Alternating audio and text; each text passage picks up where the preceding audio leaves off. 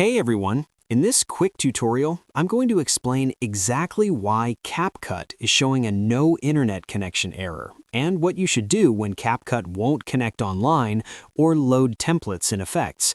So if the app isn't working properly for you right now, just follow along step by step. All right, let's get started.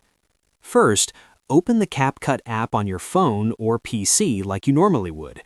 If CapCut fails to connect, shows a network error, or displays messages like no internet connection or please check your internet and try again, don't panic. This is usually not a problem on your side. Now let's understand what's really happening. If you check online outage reports or server status pages, you'll often notice a big spike in reported problems. That spike means thousands of users around the world are facing the same issue at the same time, which confirms that your device and internet connection are not the cause. The real problem is CapCut's servers. Right now, the servers may be down, under maintenance, or overloaded with heavy traffic, which prevents the app from connecting properly. When this happens, CapCut shows network error, even when your internet is working perfectly fine. So what should you do next?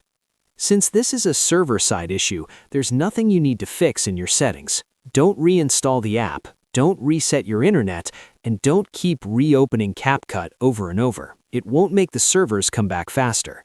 Instead, just wait a little while. CapCut's technical team is usually already aware of the problem and actively working on it.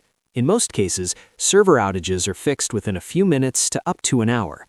Once the servers are back online, the error will disappear automatically and CapCut will start working normally again. And that's it. This is the easiest way to understand why CapCut is not connecting to the internet and what to do about it. If this tutorial helped you, make sure to like the video and subscribe for more quick fixes and easy tutorials.